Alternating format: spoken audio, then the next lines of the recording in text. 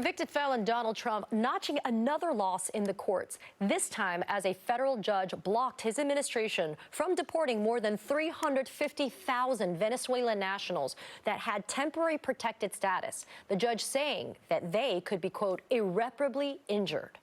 Meanwhile, Trump today clocks yet another day spent at a golf course, having spent more than 25% of his presidency golfing. Now, he's just a few miles away from where I am seated now, here in Doral, Florida, which is also known as Venezuela, where more than 40% of the population has roots in the country of Venezuela, and that community feels more than betrayed. Joining me now is Adelise Ferro, co-founder and executive director of the Venezuelan American Caucus, an organization that's powered by the Latino Victory Project. Ade, I'm so glad that you're here. I want to start straight out of the gate with a really quick clip that I'm going to play, and I want to ask you something on the other side. Take a quick listen. They used us. They actually, during the campaign, and I don't want to make this political, but during the campaign, the elected officials from the Republican Party, they actually told us that it was not going to touch the documented people. So, Adi, I have a little bit of a different take. I obviously want to know why anybody would believe Trump when during the campaign he was so anti-immigrant, and he also said he was going to get rid of TPS. But I want to emphasize why and underscore why it shows that there were lies that were told by the Republicans and Trump in order to just get somebody to vote for them, to turn around and betray them. But explain why anybody would believe, in your community especially, anything that Trump said about immigration. First of all, thank you so much for having me.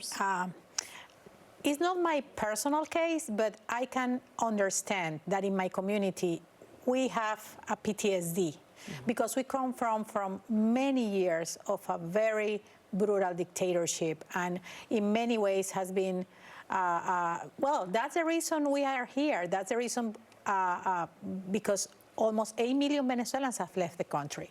But we are used to, and sadly the PTSD feeling is something that make us believe in this kind of a strongman rhetoric and narratives. And somehow, because of what happened in the first presidency of Donald Trump, whenever everything happened with the Venezuelan interim government and all that, I believe that there was some kind of hope for him to do something again this time, for real, to bring democracy back to Venezuela and to do something with Nicolas Maduro regime. Now, with everything that is happening on that field, on that area, and also with the immigrants here, there is a very rude awakening for our community, and sadly, the price has been paid for the most vulnerable again. So, Ade, let's talk about that. More than 61% of Doral gave Trump the presidency, basically. That's the first Republican presidential nominee to win Miami-Dade County in 36 years. So what are you hearing now? I understand there is regret. We see Trump and Kristi Noem pretty much saying, if you're Venezuelan, you must be tren de Aragua, which is a lie. You may have a tatuaje, a tattoo that means that you're tren de Aragua, which is a lie. So tell us, what is the community saying now? Are they saying absolutely not, we're not going to continue to support somebody like Donald Trump and the Republicans? They actually are, they don't believe what is going on, and they actually are asking themselves, what did we do?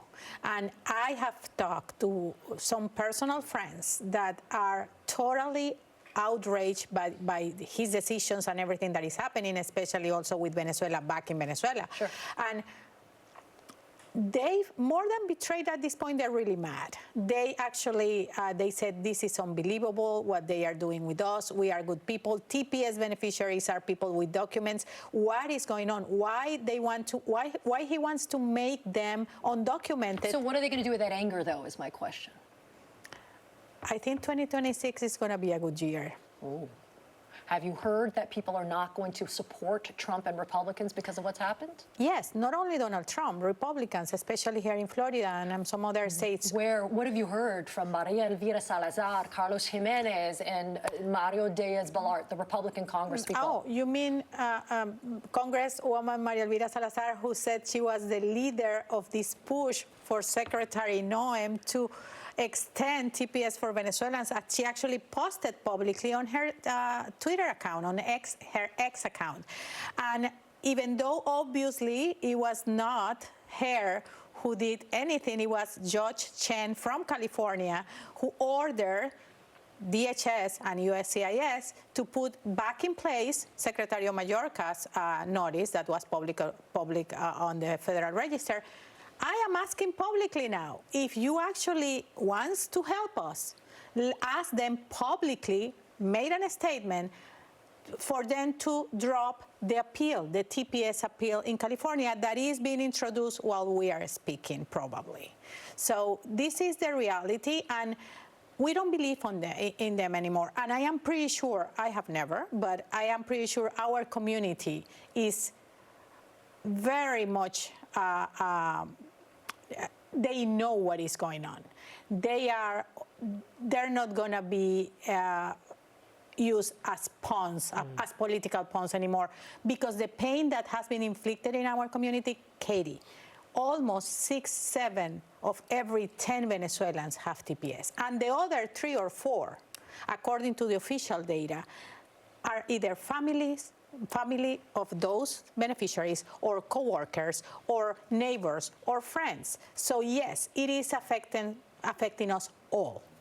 Adelise Ferro, I invite you to continue to have conversations with me to let us know what's happening, because this is our home, this is our community, and it impacts all of us. Thank you so much for being here. Un placer. Un placer. Thank you so much for having me. Of course. Coming up, Boat Baby, multi-Emmy award-winning journalist and author Vicky Nguyen on her brand new memoir, sharing her family's daring escape from communist Vietnam. Stay with us.